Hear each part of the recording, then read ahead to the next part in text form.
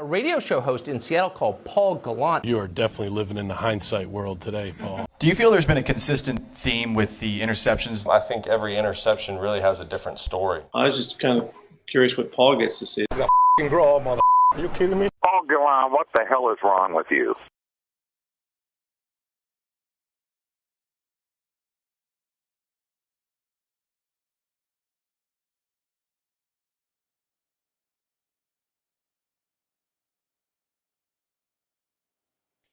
Hello and welcome aboard another episode of the Gallant Says podcast, live on twitch.tv/Gallant Says or youtube.com/Paul Gallant.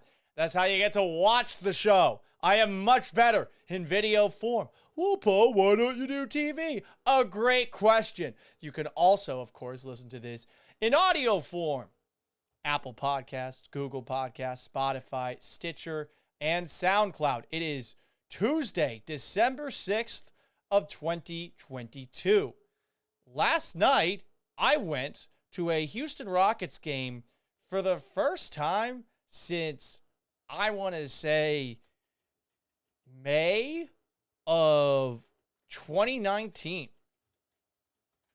I'm looking it up off the top of my head. I think the game that I went to was game 3 of the Western Conference semifinals in a series that the Rockets would eventually lose in 6 games. Because I remember it went to overtime. Yeah, 126-121. So May 4th of 2019 was the last time I went to a Rockets game until last night. And of course I was going to go last night. If there was ever a game to go to for the Houston Rockets, it would be a game where now James Harden with the Philadelphia 76ers, formerly of the Brooklyn Nets and formerly, of course, of the Houston Rockets, was back in town.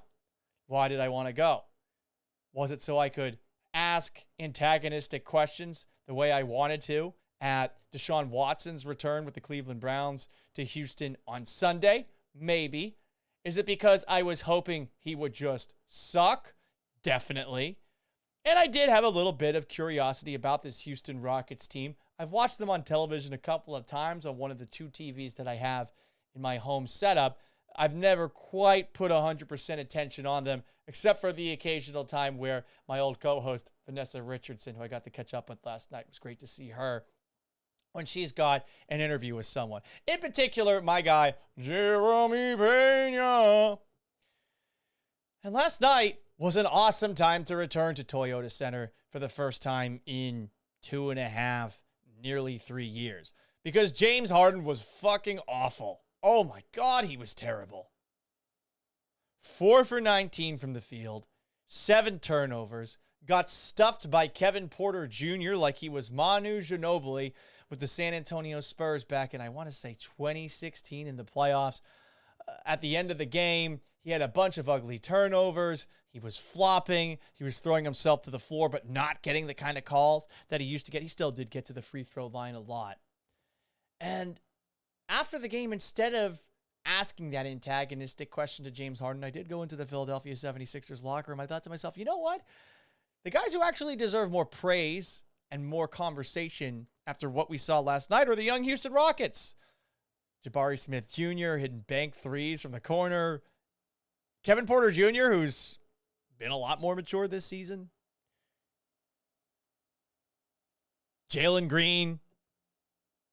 I wanted to talk with them. Steven Silas, too, the coach of the Rockets, who said a month ago we probably wouldn't have won a game like that. But we do have to talk about James Harden in some way, shape, or form, right? And I'm not here to dance on the guy's grave like you probably wanted me to. I am here to talk about fat-cism. I will admit, when it comes to the way that I look at life, I'm a bit shallow. When I was a little kid, I always got pissed off when my mom told me to put on the thick winter coat I had because I thought it made me look fat. I never wanted to be fat. I never want to be fat. And it's led to some body image issues along the way. Either I think I'm too small, or right now, I think I'm too skinny fat. That's my own problem. But I've always been a fan of people trying to be in the best shape they possibly can be in the world of sports. For some people, it's going to be difficult. Baseball players play a weird sport, and for anybody who has played baseball before, you know that the kind of workouts that you're supposed to do to play baseball are so strange that you can actually hurt your ability to play the sport by working out too much, by being in too good shape. I know that's a weird thing to say, and I'm not saying, hey, go eat go eat the entire contents of the Cheesecake Factory like you're Pablo Sandoval. I'm not saying that. What I'm saying is that you can play well in baseball with a weird body type. But basketball, you really can't. And Harden's always frustrated me from this perspective. There's been an element of Harden I can respect. The fact that the guy goes out, parties on a weeknight, and the next day can have an incredible game of basketball. I suppose that over time that he's maybe getting a little bit slower and slower when he goes to the clubs or the strip clubs or something like that. But there's always been another element with James Harden that's pissed me off, because I've always felt that if he were to put in the necessary work in the offseason, that this guy could be truly one of the best in the game. I know he's won an MVP before, but I've never looked at him through that prism. I've never felt to myself, this is the kind of guy who can single-handedly win a playoff series. And you shouldn't have felt that way either, because it's never happened. Outside of maybe in a contributory role with the Oklahoma City Thunder, Harden's playoff resume is very disappointing. Looking gassed in 2014 against the Portland Trailblazers. 2015, when the Rockets had that epic comeback in Game 6 against the Los Angeles Clippers. He's sitting on the bench. The end of the series against the San Antonio Spurs. The 27 missed threes in 2018 against the Golden State Warriors. The series they couldn't win against the Warriors when Kevin Durant went down. Like, it's been a disaster for him in the playoffs. And I've always felt like his style of play is great for the regular season because he's going up against people that aren't putting in 100% effort. But when it gets to the playoffs and guys are going all out for 48 minutes, a person who's maybe not taking care of his body isn't going to be able to be the best player he possibly can be.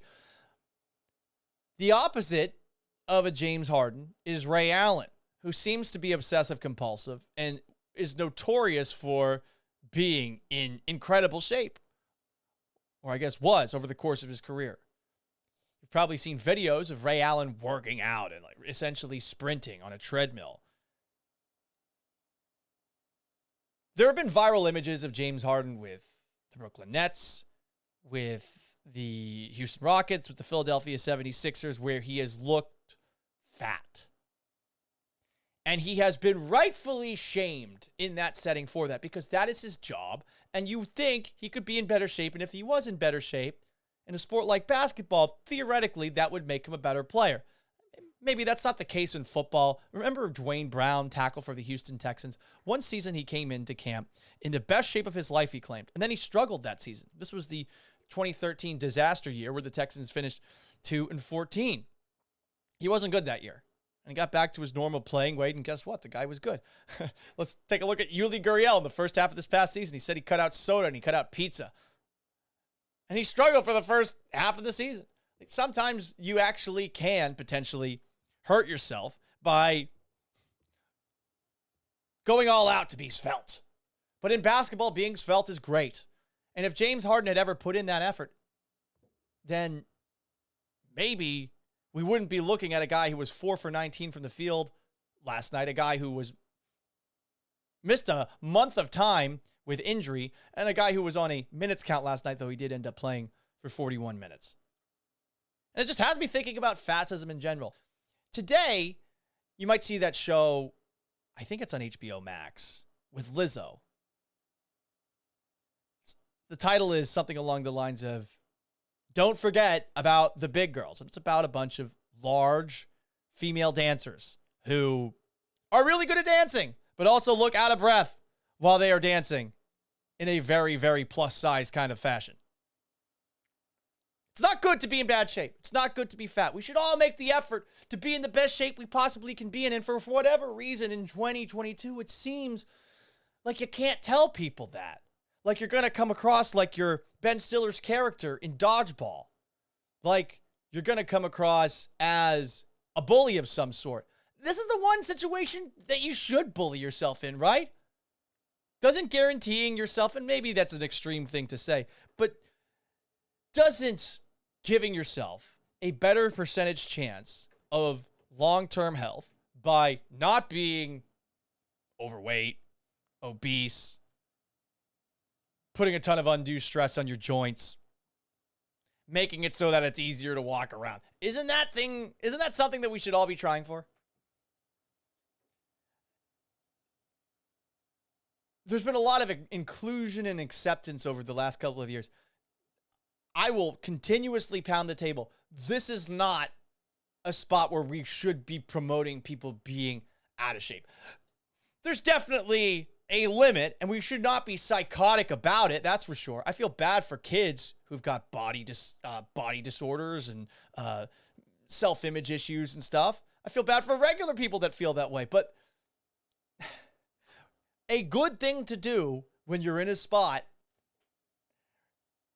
where you're having a difficult time breathing, or you're having a hard time walking up the stairs, or just walking, period, is to try a little bit to cut down on that weight. Lifting weights is a great way to do it. Speaking of someone who does actually lift weights.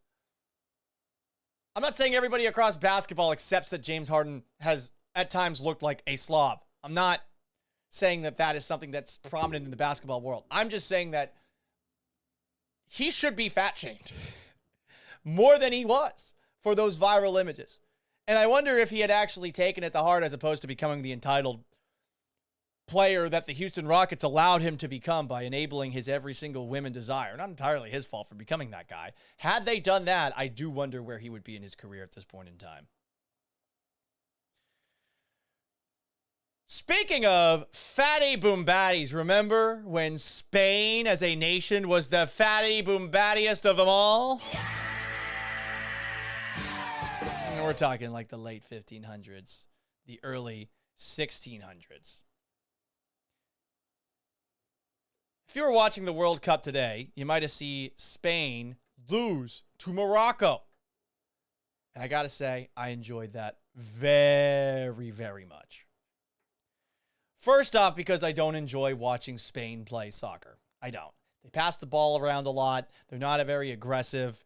It's, I guess, beautiful if you really do enjoy soccer to see a team pass the ball, and kill 5-10 minutes of clock with one possession. But personally, I would prefer a team that's on the attack over the entirety of a game. To each their own, right? I'm not going to act like I'm some sort of soccer expert. That's just what I would like to see. But it's funny to see Spain lose because Spain lost to Morocco.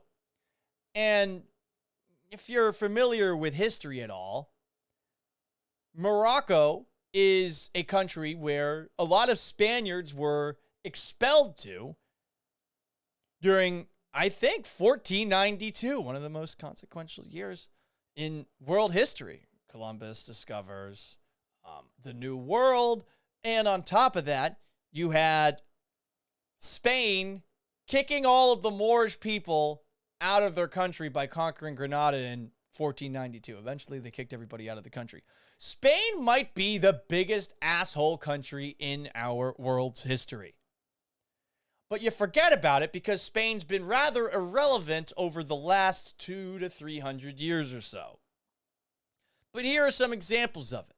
They're the OG colonizers. I mean, Spain really went all out when it came to conquering the New World. Hernando Cortez taking down the Aztecs, taking out the Incas, taking out pretty much every single South American civilization, and a lot of the North American civilizations too, though not quite as much as in the South.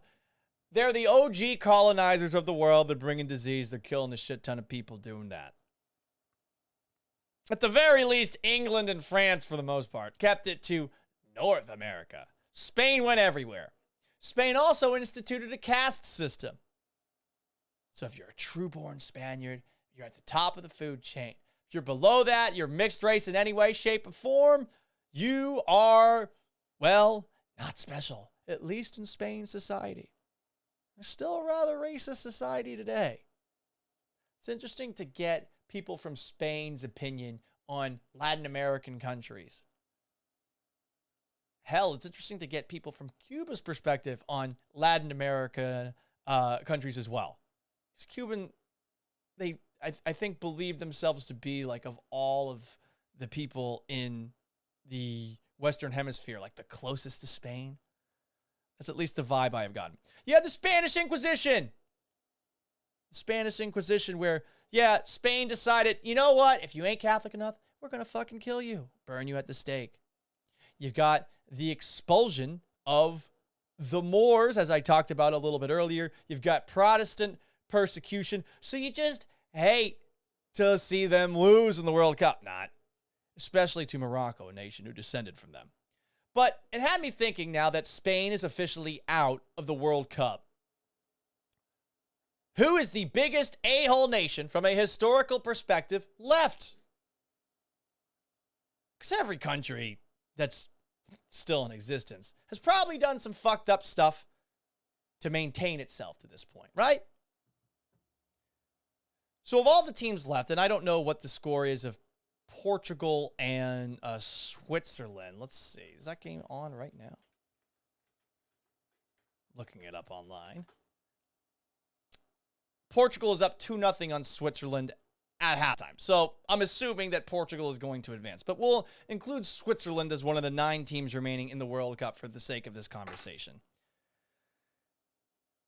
The country who is in last place as far as being an a-hole historically is Morocco. Because, yes, the Moors and people from Northern Africa did invade Europe in like the 700s. But they eventually got stopped. And they've kind of been getting fucked over for the majority of the last 1,000 years. They have become the conquered. They have become the prey. Really, take a look at all of the different empires that have conquered them over the last thousands of years. You have the Ottomans. You have, I think, France, among many other countries. Morocco's been largely some sort of colony or territory for much of the last 1,000 years. They're in last place. So if you want to say like, hey, I'm rooting for a team in the World Cup entirely based off of history, Morocco should be your number 1. Number 2, 8th place for assholes left in the World Cup, you have Switzerland. If you've ever been to Switzerland, the Swiss are rather stuck up. The big issue I have with the Swiss historically, who have always been neutral, ooh, look at us, although they have definitely fought in some wars. They took in a lot of Nazi money during World War II, and especially as World War II was drawing to a conclusion. And Jewish art, Jewish belongings, like they took it all in as collateral. No one ever talks about that. Hey, look, the Swiss have a red cross as their flag. They must be nice. No, they colluded with the Nazis. But they didn't kill anybody, or at least that's what they want you to know. So they're 7th as far as teams left in the World Cup. 6. Okay, it's one thing if you do it with money. Brazil and Argentina, they are tied for 6th because they harbored Nazis. I mean, Gisele Bündchen. Does she seem like she's from Brazil? It's interesting reading about some of the little territories and settlements that you have in both Brazil and Argentina that are heavily German, and I imagine completely removed from the rest of those countries. I think Vice did a documentary on it or something like that. I got to watch one of those at some point. So they're tied for 6th, Brazil and Argentina. Okay, like, you know, the remnants of colonial power for Portugal and Spain, respectively, in South America. But Come on, you can't let Nazis in. Turn them away. 5. The Netherlands. Check that. No, I'm reading my list wrong. 5. Croatia. I love Croatia. It's a beautiful country to visit. It really is. People are very friendly, welcoming. Food is cheap. Dubrovnik is beautiful. It's where King's Landing is set in the Game of Thrones universe. I love Croatia. But make sure that you never buy a Croatian jersey. Because the Croatia checkered jersey, which looks badass, right? That is their Nazi flag. Did you know that there were 4 countries in the Axis? You definitely know about Germany and Japan and Italy in World War II, right? You probably didn't know about Croatia. Croatia was an Axis power in World War II. They were under the thumb of the Germans. If I'm not mistaken, they actually were more useful to the Germans as World War II continued than Italy. Croatia, Nazis. If you're a Nazi, there's no real coming back from that. Even if the majority of your history you weren't that, you were being conquered by random Italian city-states and Venice and all those things. Nope. Nazis. 4th, you got the Netherlands. So the Dutch are kind of forgotten compared to like England and France and Spain and Portugal, all of the European colonial superpowers of the 1600s and 1700s. But they had colonies all over the world, and they were dicks to the people that they conquered. Probably to a lesser extent than France, than England, than Portugal. But yeah, not good. France, as far as asshole history, 3. They're in 3rd place. We're going to talk about Portugal and England, who are 1 and 2 in just a moment. But France, the one thing they have going for it is that its people killed their king. So they've had like 200 years where they haven't been assholes. They've looked like assholes, which is totally different. World War II, they looked like assholes because they surrendered. They were fighting with the Nazis for a bit of time, the Vichy French. World War I, I mean, they were the ones fighting on their own, in their own backyard on the front of Germany and trying to stop the German advance. And they got help from England, of course, and they got help from the United States eventually. No one was winning that war, World War I, until tanks came in. France gets a lot of shit for World War I. Have they been assholes over their history? I mean, honestly, they've been dealing with a lot of German bullshit for much of the last 150 years. Germany invaded them in 1870. Germany invaded again in World War I. You know, like, that's been a big issue for France. So, recent history puts them a little further down the a-hole nation power rankings. So then you have number 2, Portugal. Portugal started the international slave trade. Like, that's all you got to say. That was started by Portugal. All those other countries participated in it. The United States was the last to leave that party, but the Portuguese started that fucking thing. And it's their fault. You can blame it on them. That's why the United States doesn't have a great history. And then number 1, it's obviously England. England, for 1,000 years, conquered and persecuted the whole world, including the Irish. I'm Irish. The Scottish. I'm Scottish. The French Canadians. I'm French Canadians. Colonies throughout the world. India. Oh, the second biggest country in the world. Yep, they colonized them. They had a colony in China. They started something called the Opium Wars. There's a war over opium in China like 100 years ago. England's fault.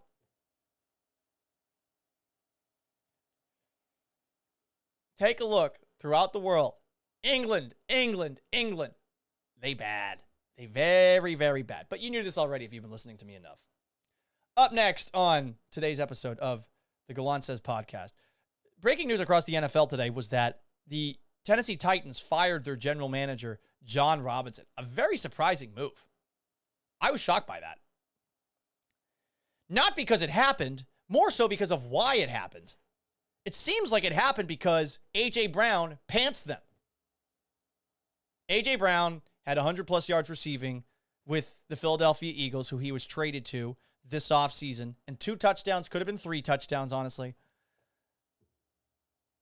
And this was during an offseason where he said he wanted to be a Titan for life, and where head coach Mike Vrabel said that as long as I'm the head coach of the Tennessee Titans, A.J. Brown will be a wide receiver here. Not too long after that, A.J. Brown was traded by Jon Robinson and the Titans to Philadelphia. Apparently, negotiations between Brown and Robinson became contentious from the get-go. Maybe it's a tough place for Jon Robinson and the Titans front office to be in, given that there were lots of contracts being given out to wide receivers who were taken in the 2019 NFL draft. DK Metcalf, for example.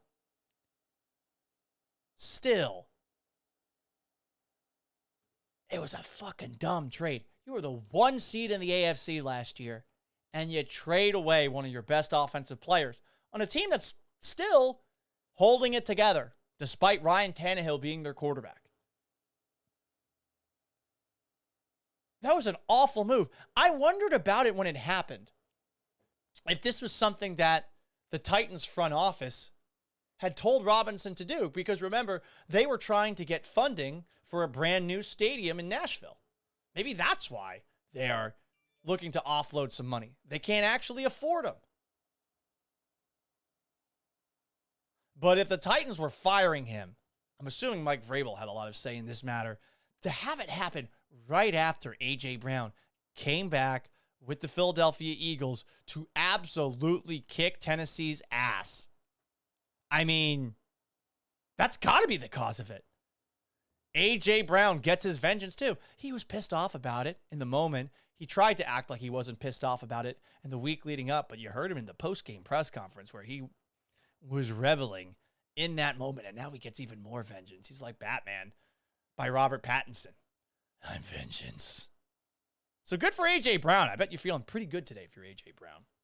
One last thing I wanted to touch on. This is in the political world.